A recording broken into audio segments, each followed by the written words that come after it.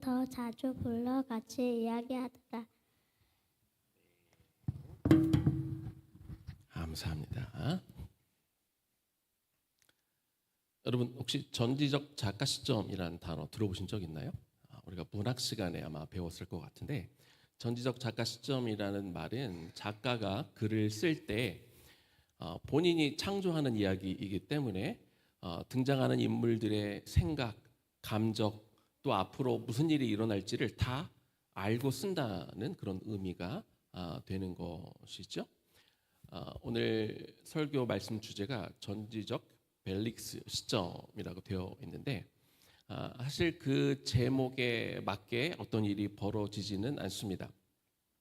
그런데 제가 그 제목을 그렇게 붙인 이유는 벨릭스가 사도 바울을 만나게 되는데, 벨릭스는 오늘 본문에서 읽은 것처럼 사도 바울이 전한 그 복음의 메시지를 듣지 않았지만, 만약에 벨릭스가 어떤 능력이 있어서 어떻게 해서 바울을 만날 수 있게 됐는지, 바울을 만나기까지 바울에게 얼마나 많은 큰 일들이 있었는지, 그래서 바울을 만나는 것이 그가 얼마나 큰 기회였는지를 알고 혹시 만났다면 벨릭스가 바울의 이야기를 좀 다르게 듣지 않았을까 하는 그런 마음을 가지고 제가 전지적 벨릭스 시점이란 제목을 붙여봤습니다. 그러면 그 벨릭스가 어떤 과정을 통해 바울을 만났는지 우리 학생들은 계속 이 사도행전을 큐티하면서 우리가 들어왔고, 또 금요일에도 설교를 했지만 다시 한번 저는 정말 개인적으로 우리 학생들이 사도 바울이 어떻게 로마에 갔는지, 이 벨릭스를 만난 것은 로마에 가는 한 시점에 일어난 일이지만 그 전에 있었던 사건들을 여러분들이 스스로 말할 수 있고, 그래서 로마까지 가는 과정을 통해 하나님이 정말 어떻게 역사하시는지 여러분들이 볼 수 있고 증언할 수 있는 기회가 되기를 소망해 봅니다. 자, 첫 번째 사건입니다. 바울의 3차 여행이 이제 마지막으로 닿은 그 시점에 이제 두로와 가이사랴를 통해 사도 바울이 예루살렘으로 돌아가게 됩니다. 그런데 사도 바울이 예루살렘으로 돌아가기 전에 성령의 감동을 받은 사람들을 통해 바울이 예루살렘에 돌아가면 큰 고난이 있을 것이다, 이런 예언을 듣게 됩니다. 첫 번째는 두로에서 그 경고를 들었어요. 성령의 감동을 받은 제자들이 사도 바울에게 막 만류를 하는 거죠. 당신이 예루살렘에 가게 되면 큰 고난이 있을 거니까 안 갔으면 좋겠어요 라고 그렇게 만류했지만, 사도 바울은 나는 반드시 예루살렘에 돌아가야 된다고 말을 하며 돌아가게 되는 거죠. 그래서 바울이 배를 타는 곳에서 그들이 함께 부둥켜 안고 무릎 꿇고 바울을 위해 축복하며 헤어지는 장면을 우리가 이미 묵상을 했습니다. 또 그 다음 이동지인 가이사랴에서도 또 경고가 나옵니다. 사도행전 21장 11절 말씀을 보니까 성령이 말씀하시기를 예루살렘에서 유대인들이 이같이 이 띠 임자를 결박하여 이방인의 손에 넘겨주리라. 이 가이사랴에 그 예전에 7 집사님이 계셨잖아요. 그 전도자 빌립 집사님의 집에 머물게 되었는데, 그곳에 선지자 아가부가 와서 어떻게 결박을 당할 건지까지 다 보여주게 되죠. 그 이야기를 듣고 주변 사람들이 다 같이 또 바울을 말리고 예루살렘에 가지 않도록 부탁을 했지만 바울은 예루살렘에 가게 됩니다. 바울이 이렇게 그 말리는 분들에게 고백을 하죠. 여러분 어찌하여 울어 내 마음을 상하게 하느냐? 나는 주 예수의 이름을 위하여 결박당할 뿐 아니라 예루살렘에서 죽을 것도 각오하였노라. 이렇게 대답을 하며 돌아가게 됩니다. 바울이 예루살렘에 돌아가게 된 이유는요, 첫 번째는 그것이 성령의 인도하심이라고 확신했기 때문에 그래요. 바울이 이 주변 사람들이 성령의 충만함을 통해서 당신이 예루살렘에 가면 고난 받을 것이라고 이야기했을 때 그것을 안 믿은 게 아니에요. 에이, 설마 그런 일이 일어나겠어? 내가 열심히 하나님 나라를 위해 달려가는데 어떻게 하나님이 나에게 이런 고난을 주시겠어? 그것을 안 믿어서 예루살렘에 간 것이 아니에요. 내가 가면 이 예언자들이 말한 것처럼 내가 이 고난을 당한다라는 것을 알았지만 그래도 갔다는 거죠. 왜냐하면 그 경고 받은 것을 대하여 가지 말라고 성령께서 말씀해 주신 것이 아니라 고난이 예비되어 있기 때문에 그것을 대비해라, 마음을 굳건히 하라라는 그런 격려로 사도 바울이 받아들인 것이죠. 그리고 고난 또한 성령께서 인도하시는 하나의 과정이라고 사도 바울은 믿었어요.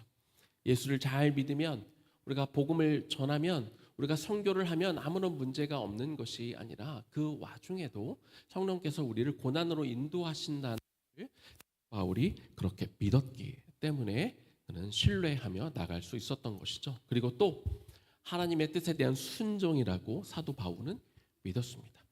고난조차도 하나님의 어떤 큰 계획 아래 있는 것이다.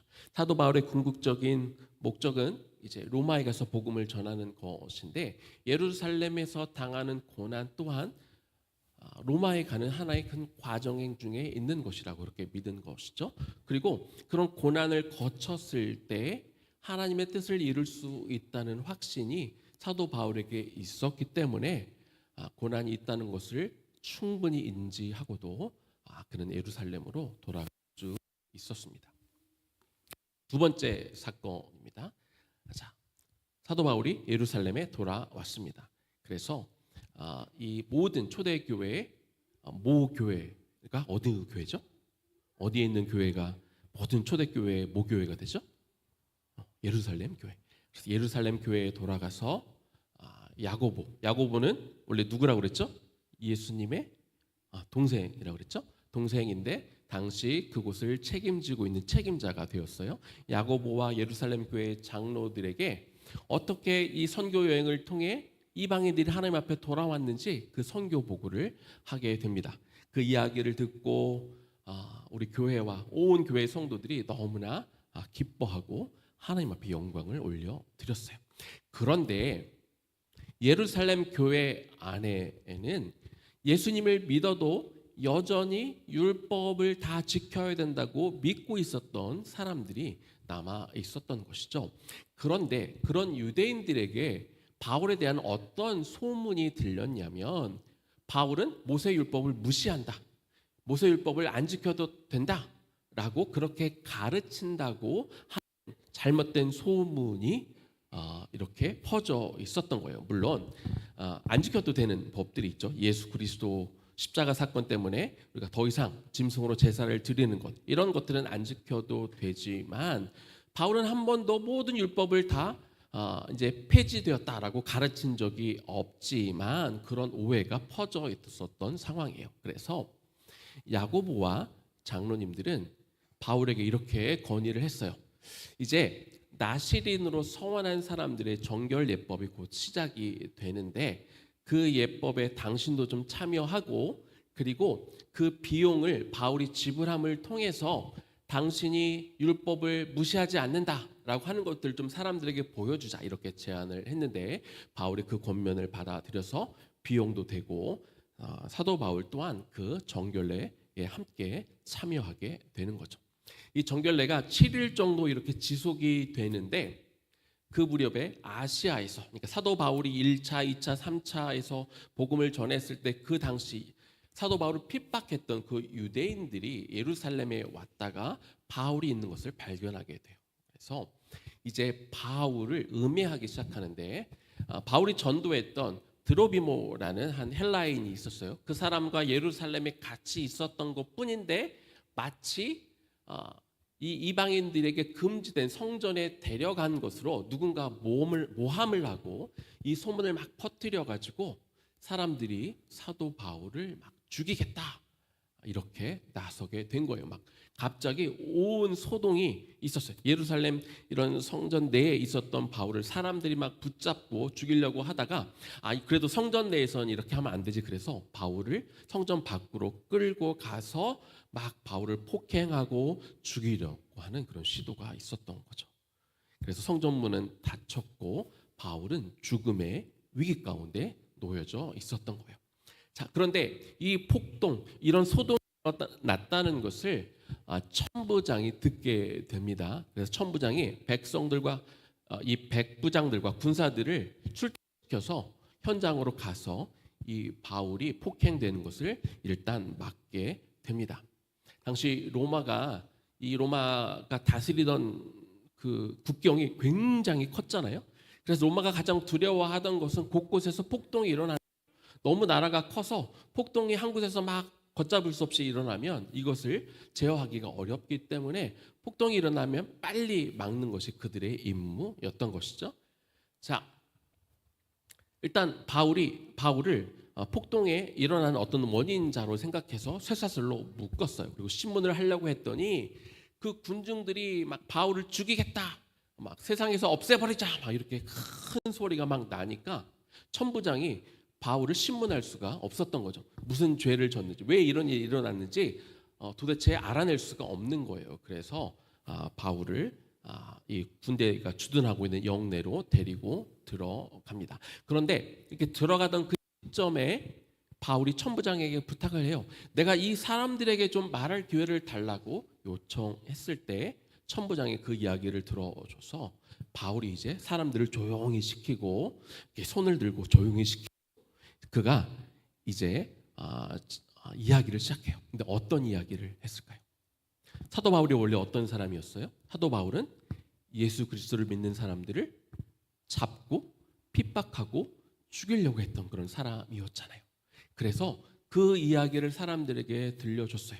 그가 얼마나 이 율법을 지키는 일에 헌신했던 사람인지 들려주고, 그리고 그가 어떻게 회심하게 되었는지, 어떻게 예수를 핍박하던 사람에서 예수를 증거하는 사람으로 바뀌었는지 그 얘기를 하는 거죠. 다메섹 선상 가운데 큰 빛이 있고 그가 그 진리를 만나게 되니까, 예수님을 만나게 되니까 그가 꼬꾸라지고 부활하신 예수님을 만난 그 경험을 이방인들이 아니라 유대인들에게 전한 거죠.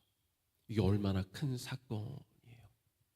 만약에 이런 소요가 일어나지 않았다면 바울은 이 유대인들이 이렇게 많이 모여 있는 데서 예수 그리스도를 전할 수 있는 교회가 쉽게 생기지 않을 수 있었어요. 그런데 이런 위기를 기회로 삼아서 사도 바울은 예수님을, 그리고 자신이 만난 어떤 그 과정들을 증언할 수 있는 기회가 생긴 거죠. 그런데 사도 바울이 마지막 부분에서 하나님이 나를 이방인들에게 보내셨다, 복음을 전하게 하게 보내셨다라는 말에 격분해서 유대인들이, 왜냐하면 유대인들은 이방인들이 구원을 받는다고 생각을 안 했기 때문에 더 큰 소동이 일어나서 천부장이 바울을 지키기 위해서 영내로 다시 들어가게 됩니다. 이제 다음 날 천부장이 정확한 조사를 하기 위해서 이렇게 보니까 지금 사내들인 공회원들이 여기에 이렇게 인볼브가 됐다는 것을 알아서 사내들인 공회원들을 불러내요. 그래서 이제 바울을 신문하게 돼요. 왜 이런 소동이 일어났는지 알기 위해서 그 일을 하는데, 바울이 매우 지혜로운 답변을 하게 돼요. 무슨 일이 일어났냐면, 내가 지금 여기서 신문을 받는 것은 내가 죽은 자가 부활한 것에 대한 이야기를 했기 때문에 이렇게 큰 일이 일어났다라고 이야기를 합니다. 여기에는 굉장히 큰 하나님이 주신 지혜가 담겨져 있어요. 왜냐하면 이 사내들인 공회원들은 크게 누구로 구성이 되어 있냐면 바리새인들과 또 사두개인들로 구성이 되어 있어요. 바두개인들은 부활을 믿는 사람들이에요. 영의 존재를 믿고 천사의 존재를 믿고 죽음 이후에 영원한 하나님 나라가 있다고 믿는 사람들이었어요. 반면에 사두개인들은 모세오경만 믿고 천사의 존재를 부정하고 부활은 없고 죽음 이후의 세계가 없다고 믿었던 그런 사람들이라는 거죠. 그런데 그 신문의 자리에서 사도 바울이 내가 죽음 이후에 부활에 대해 이야기하는 것 때문에 내가 이렇게 신문을 받는다라고 이야기하니까 그 공회원들 사이에 갑자기 그것이 다툼으로 번지게 된 거죠. 부활이 있다고 믿는 바리새인들이 오히려 바울을 두둔하는 사람들, 바울이 하는 얘기가 어떤 천사의 계시를 받아서 한 이야기도 이야기한 것일 수 있어라고 이야기하니까 그것을 믿지 않는 사두개인들이 반박해서 사도 바울은 이렇게 있는데 본인들끼리 막 싸움이 일어난 거예요. 그런데 이것이 굉장한 의미를 가지고 있어요. 왜 그러느냐? 이 공회원들이 사도 바울 이전에 누구를 죽였는지 여러분 기억하세요? 누구를 죽였을까? 십자가에 달린 누구? 예수님. 예수님을 그들이 모함해서 죽였어요. 그런데 우리가 이미 스토리를 잘 알고 있지만 그들이 처음에 고소했을 때 어떤 유대인의 종교적인 문제로는 예수님을 죽일 수 없었기 때문에 예수님을 뭘로 모함해요? 어떤 정치적인 선동가로 이렇게 모함을 해서 죽였단 말이에요.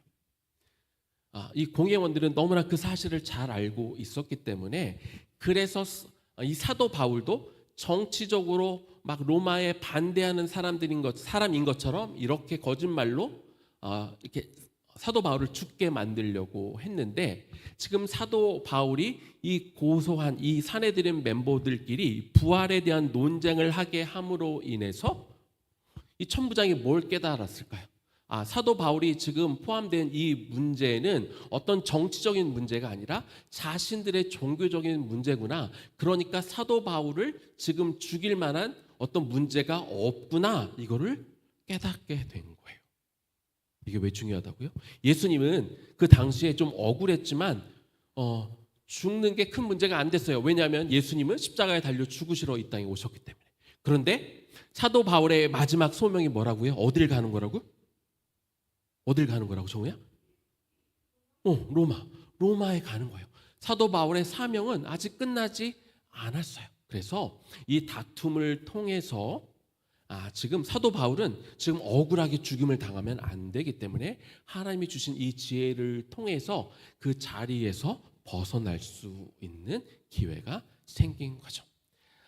그래서 이 문제가 막 크게 벌어지니까 로마 군인들이 다시 바울을 공회에서 끌어내서 영내로 되돌아가게 됩니다.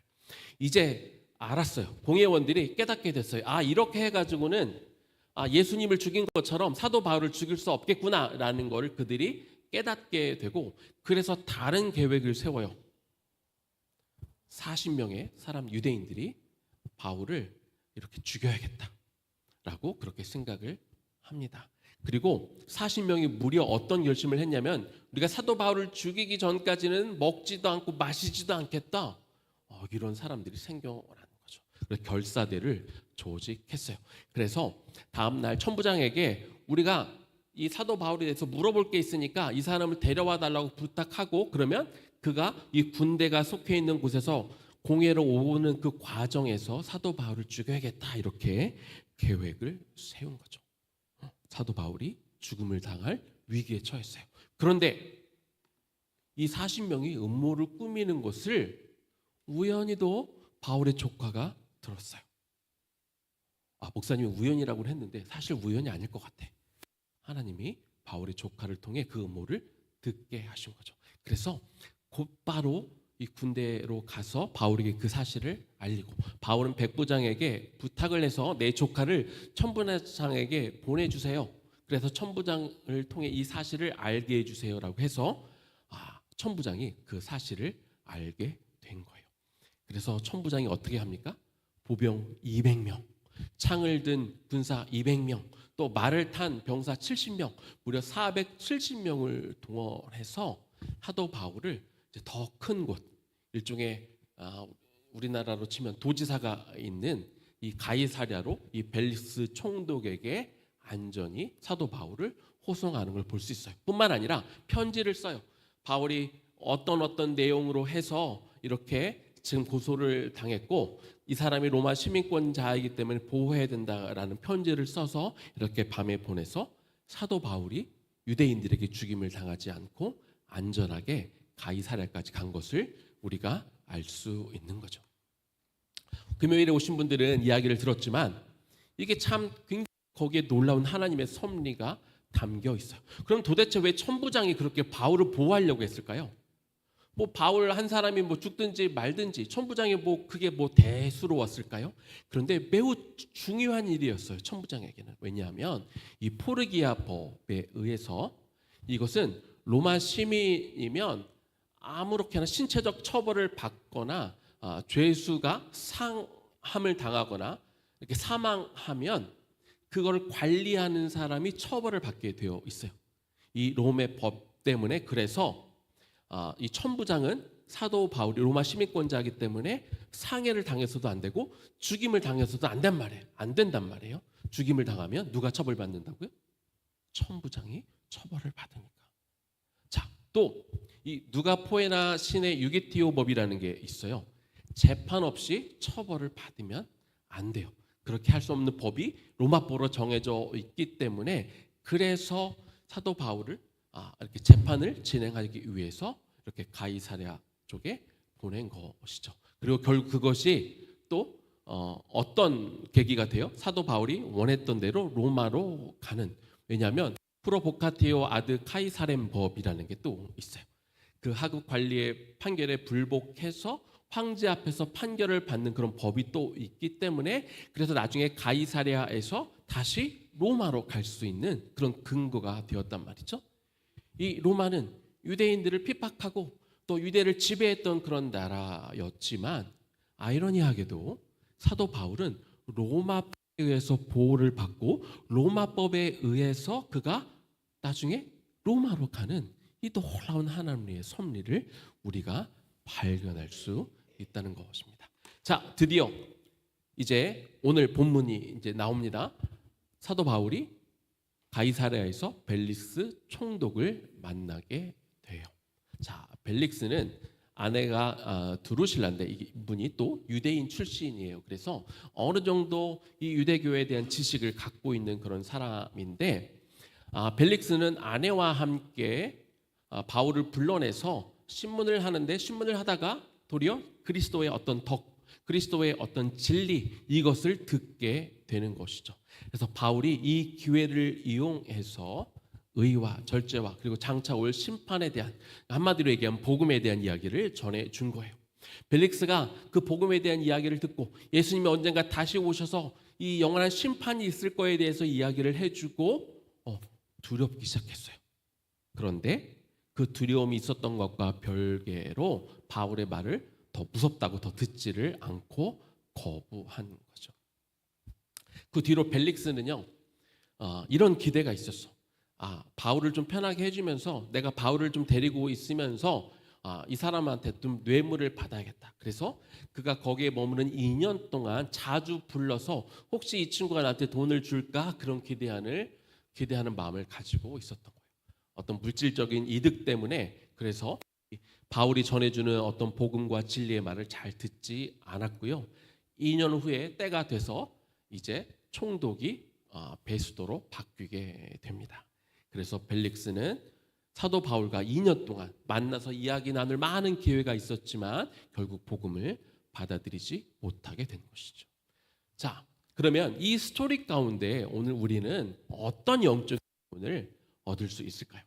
자, 첫 번째는 하나님이 주신 기회를 미루면 안 돼요. 자, 사도행전 24장 25절 말씀 우리 같이 한번 읽어보겠습니다. 지금은 가라, 내가 틈이 있으면 너를 부르리라. 벨릭스가 사도 바울로부터 이 복음의 메시지를 듣고 마음에 찔림이 있었지만 두려움이 있었지만 지금은 아니야, 나중에 너 부를게 라고 그 기회를 뒤로 미루었다는 거예요. 여러분, 목사님이 왜 이렇게 앞에 그 일어난 일들을 장황하게 설명했을까요? 바울과 벨릭스가 만난 게 우연이 아니라는 거예요. 그냥 어쩌다가 만난 게 아니라는 거죠. 사도 바울이 벨릭스를 만나기까지 가이사랴에 가기까지 얼마나 많은 고비가 있었어요. 삶과 죽음의 경계에 엄청나게 놓여져 있었어요. 많은 사람들이 바울을 죽이려고 했어요. 40명이나 되는 사람들이 조직을 이루어 내가 바울을 죽이기 전까지는 먹지도 마시지도 않겠다 하는 그런 음모가 있었단 말이죠. 그럼 수많은 위기와 어려움들을 뚫고 바울이 벨릭스를 만날 수 있었던 거예요. 벨릭스가 사도 바울을 만난 건 어쩌다가 그냥 죄인 중에 한 명을 만난 게 아니라 엄청난, 가만히 이 바울이 그동안 어떤 일들을 겪었는지를 알게 되면 내가 정말로 바울을 못 만날 수도 있었는데 정말 이런 일들을 다 겪고 뚫고 내가 이 사람을 만났구나. 그래서 내가 이 사람으로부터 복음을 듣게 되었구나 라고 그렇게 여길 수 있었던 거라는 거죠. 그런데 벨릭스는 이런 엄청난 기회가 찾아왔음에도 불구하고 사도 바울이 그 수많은 위기를 뚫고 자신에게 와서 복음을 직접 전해줬음에도 불구하고 그 놀라운 기회를 그냥 버렸다는 겁니다. 벨릭스는 심지어 바울의 이야기를 듣고 성령을 통해 어떤 양심의 가책을 느꼈어요. 나도 이러다가 나중에 영원한 지옥에 가면 어떡하지? 하는 찔림을 주었지만 그 기회를 놓쳤다는 거예요. 그러면서 내가 틈이 있으면, 다시 말하면 내가 나중에 시간이 되면 하고 그 결단의 시간, 그 놀라운 그 기회를 그냥 흘러가게 두었다는 거예요. 여러분, 하나님이 여러분들에게 기회를 주실 때가 있어요. 하나님이 여러분들에게 특별한 기회를 주실 때가 있어요. 그 기회를 놓치면 안 돼요. 그 기회는 그냥 내가 우연히 만난 기회 같지만 사실 알고 보면 거기에는 엄청난 놀라운 일들이 그 과정까지 숨어져 있을 수 있어요. 오늘 두 교수님이 우리와 함께하고 계신데 교수님들이 그런 어떤 그 세미나를 만드시기까지 사실 저희는 몰라요. 저희는 어떤 다른 학교로부터 그런 세미나가 있다는 얘기를 듣고 우리는 찾아갔을 뿐이지만 아마 모르긴 몰라도 그런 세미나를 만드는 데까지, 그런 교수님들이 모여서 조직을 이루고 그것을 이루는 데까지 아마 엄청난 많은 스토리가 있지 않습니까? 그렇죠? 우리는 그냥 가서 우연히 듣고 한 시간 좋은 강의였다라고 듣고 올 수 있지만 그러나 그 만남까지는 이 두 분들을 통해 또 다른 함께 하시는 분들을 통해 엄청난 일들이 있었단 말이에요. 그런데 만약에 거기 가서 듣고 그냥 딴짓하고 딴 생각하고 그냥 온 사람이 있다면 그 사람은 엄청난 기회를 놓친 거란 말이에요. 그래서 우리는 하나님이 누군가를 만나게 했을 때, 혹은 우리가 지금 이 시간 이 설교를 듣는 것 가운데, 혹은 우리가 학교에서 어떤 수업을 듣는 것 가운데, 혹은 누군가의 만남을 통해 하나님은 그 만남을 위해 정말 많은 일들이 있었고 그 만남이 없을 수도 있었던 숱한 위기들이 있었던 그 만남을 허락하여 주셨는데 그 만남을 대충 소홀히 여겨서 그냥 지나칠 수 있는데 우리가 그런 하나님이 주신 기회들을 우리가 소중히 여겨야 된다는 거예요. 그래서 설교 하나 듣는 것이, 우리가 수업 하나 듣는 것이, 우리가 어디 가서 세미나 하나 듣는 것이 사실은 너무나 귀한 기회일 수 있다는 거예요. 그래서 하나님이 우리에게 어떤 만남, 어떤 교육, 어떤 예배 이런 것들을 주실 때 우리가 그런 것들을 귀하게 여길 수 있어야 된다. 두 번째, 탐심이 영적인 눈과 귀를 가렸다는 거예요. 지금 이 벨릭스 총독의 마음에 그 생각에는 뭐가 담겨 있느냐? 내가 어떻게 하면 바울을 통해서 이 상황을 이용해서 내가 그로부터 돈을 얻을까? 이 생각으로 가득 차 있어요. 그래서 벨릭스가 이 엄청난 기회를 누리고 있음에도 불구하고 그 머릿속에 온통 딴 생각으로 가득 차 있다 보니까, 돈에 대한 생각, 물질에 대한 집착으로 가득 차 있다 보니까 그 위대한 기회, 그 놀라운 기회를 놓쳐버리는 거예요. 탐심이 복음을 들을 수 있는 기회를 날아가게 하는 거죠. 복음을 들을 어떤 귀, 눈, 이 영적인 눈과 귀가 탐심 때문에 막혀버린 거예요. 그래서 그 진리가 들어갔음에도 불구하고 무려 2년 동안 진리를 들었음에도 불구하고 벨릭스의 관심은 온통 돈에, 재물에, 다른 데 있었기 때문에 그는 바울과 직접 대면하며 들을 수 있는 놀라운 기회가 있었음에도 불구하고 그는 복음을 받아들이지 못했다는 거예요. 왜 우리가 복음을 잘 받아들이지 못할까? 왜 우리가 예배에 집중하지 못할까? 왜 우리가 하나님 앞에 더 헌신하며 나아가지 못할까? 우리 생각과 마음에 하나님 이외에 우리가 더 사랑하는 것들이 있다면, 내가 막 게임을 더 좋아하고 혹은 내가 세상 가운데 더 즐기는 것들이 더 많다면, 내가 하나님보다 사랑하는 것들이 더 많이 있으면 설교가 귀에 들어오지 않는 거죠. 우리가 찬양하는 것에 우리가 집중하지 못해요. 우리가 말씀을 읽어도 온통 머릿속에 다른 곳으로 가득 차 있기 때문에 말씀이, 그 하나님의 놀라운 그 메시지들이 우리한테 들어오지 않는 거예요. 그래서 우리 안에 탐심을 버리도록 우리는 날마다 기도해야 되는 것이죠. 세 번째는요, 지식과 믿음에는 분명한 차이가 있어요. 많은 이들이 착각해요. 내가 많이 들어서 내 머릿속에 있으면 그게 내 믿음인 줄을 알고 착각하는 사람들이 있어요. 벨릭스 총독이 무려 2년 동안 바울에게 들었어요. 그래서 아마 지식적으로는 많은 것들을 배웠을 거예요. 당시 대학자이기도 하고 대설교가이기도 한 바울에게 직접 들었으니까 얼마나 많은 지식이 그에게 쌓였겠어요. 최고의 설교가, 최고의 지식자에게 이야기를 직접 들었잖아요. 그러나 지식이 많은 것과 내 믿음이 있는 것과는 완전히 다른 이야기인 거예요. 그래서 듣는 곳에서 믿는 곳으로, 내가 아는 곳에서 순종하는 단계로 우리가 나아가는 것이 너무나 중요합니다. 이제 결론입니다. 여러분, 하루에 우리가 많은 기회들이 있어요. 누굴 만나고 뭔가를 듣고 보고 배우는 기회들이 많이 있어요.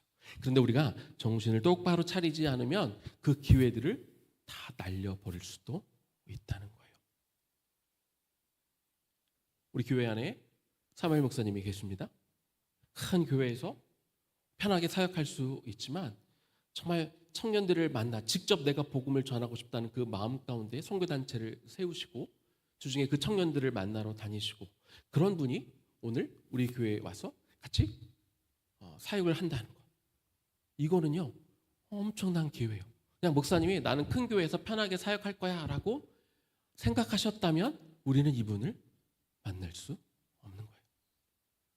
오늘 우리 방문해 주신 지훈 선생님, 공립학교 교사로 잘 계시다가 우리 학교를 알게 되시고 우리 아이들을 보내러 오셨다가 나도 이런 학교에서 마음껏 하나님을 전하고 싶어 하는 그 마음을 주셨는데, 그냥 마음만 들고 내가 이런 거 어떻게 포기해라고 포기하지 않으셨다면 우리는 이분을 만날 수 없었을 거예요. 그렇죠? 우리 수정 선생님들 저기 구미에 살고 계시다가 학교에 대해서 들으시고, 그리고 또 저 미국에 방문하러 가셨다가 우리 학교 4학년 선생님으로 이렇게 처음에 초청을 받았는데 도서관에서 책을 하나 딱 폈더니 마침 4학년에 관련된 어떤 책을 보시고 이것이 하나님이 이곳에 보내시는 사인인가 보다라고 그렇게 결단하지 않으셨으면 우리는 선생님과 이 가정들을 만날 수 없었겠죠. 우리 고치사님 가정이 저 멀리 떨어져 있는데 매일 1시간 동안 너무 멀어서 못 가겠어 라고 생각했다면 우리가 이 귀한 가정과 우리는 함께 할 수 없는 거예요. 우리 정한이 가정이 학교에 대한 소식을 듣고 이곳에 보내고 싶고 그리고 이제 나도 하나님에 대해서 더 알고 싶어 하는 그런 마음 가운데 순종하지 않았으면 우리는 이 귀한 가정과 함께 할 수 없는 거예요. 여러분, 이 작은 안에서도 우리 제이슨 집사님 가정도 마찬가지예요. 미국에서 살고 계시다가 하나님이 한국에 대한 그런 마음들을 주셨을 때 그냥 순종하지 않았으면 우리는 이 귀한 가정과 오늘 함께 할 수 없는 거죠. 이 안에서도 하나님이 엄청난 만남과 기회를 주고 계세요. 우리가 이분들을 그냥 주일날 교회에 오면 그냥 이렇게 만나는 것 같지만 그냥 우연히 만나는 게 아니라니까요. 각 가정들마다, 사람들마다, 우리 교수님들도 마찬가지고 각자가 하나님께서 말씀하시는 대로 순종하려고, 그 뜻대로 살려고 애쓰고 이런 결과들이 모인 상황에서 우리가 이분들과 다른 분들을 우리가 만나는 거지, 그냥 아무 생각 없이 우리가 지나가다가 지금 여기에 한 자리에 모여서 예배를 드리는 것이 아니라는 거예요. 여러분, 그 관점으로 우리가 설교를 들어보세요. 그 관점으로 예배를 드려보세요. 오늘 하나님이 특별히 오늘 이 설교를 들을 수 있는 기회를 주신 거다. 내가 이 특별한 이 교수님들을 통해 내가 지난번 그 이야기를 하나님이 듣게 하셨구나, 그렇죠? 그런 마음을 주셨으니까 우리가 그곳에 왔고 또 선생님도 오늘 또 뵈러 온 거잖아요. 이런 작은 하나하나가 얼마나 귀한지 몰라요. 이것을 우리가 깊게 생각하지 않으면 그냥 우리는 날려버리게 된다는 거예요. 그리고 그 기회가 맨날 오는 게 아니에요. 펠릭스가 사도 바울을 한 2년 만나다 보니까 뭐 다음에 또 만나면 되겠지, 기회를 미루고 그러다가 그는 그 기회가 놓쳤어요. 이제 그는 총독에서 내려오게 되었고 다시는 사도 바울을 만날 수 없는 거죠. 여러분 몰라요. 오늘 제가 여러분 앞에서 설교를 하지만 뭐 그럴 일이 있으면 안 되겠지만 오늘 이 설교가 마지막 설교일 수 있어요. 하나님이 하시는 일은 우리가 아무것도 모른다는 거예요. 그래서 우리가 이 한 번의 만남, 이 한 번의 예배, 이 한 번의 설교, 이 한 번의 공부, 이런 것들을 귀하게 여겨야 되는 거죠. 그리고 우리가 이 만남을, 이 예배를, 우리가 어떤 교육을 우리가 소중하게 여겨서 내가 이것을 붙잡으면, 그 말씀을 내가 귀 기울이면, 그것을 내 마음에 새기면 그것으로 인하여 내 인생이 완전히 바뀔 수 있다는 거죠. 벨릭스가 한 번이라도 이 바울과의 만남을 소중하게 여기고 그가 그것을 귀하게 여기고 바울이 전하는 복음의 메시지를 들었다면 벨릭스는 완전히 다른 사람이 되었을 거예요. 그에게 영원한 생명이 주어졌을 뿐만 아니라 그의 인생이 완전히 달라진 인생을 살았을 거라는 거죠. 여러분, 그래서 여러분에게 주어진 그 시간들, 어떤 만남들, 이런 것들을 귀하게 여김을 통해서 그 하나의 만남이 우연히 일어나는 것이 아니라 여러 가지 과정들과 섭리들과 어떤 과정들을 거쳐서 만난 귀한 것으로 바라보며 그 시간들을 온전히 드림을 통해서 하나님이 주신 기회를 붙잡고, 그래서 여러분들이 날마다 더 새로워지며 날마다 더 영적으로 성장해 갈 수 있기를 주님의 이름으로 축원합니다. 우리 들은 말씀 기억하면서 우리 같이 또 찬양하고 기도하겠습니다. 믿음이 없이는 우리 같이 찬양하고 기도할게요.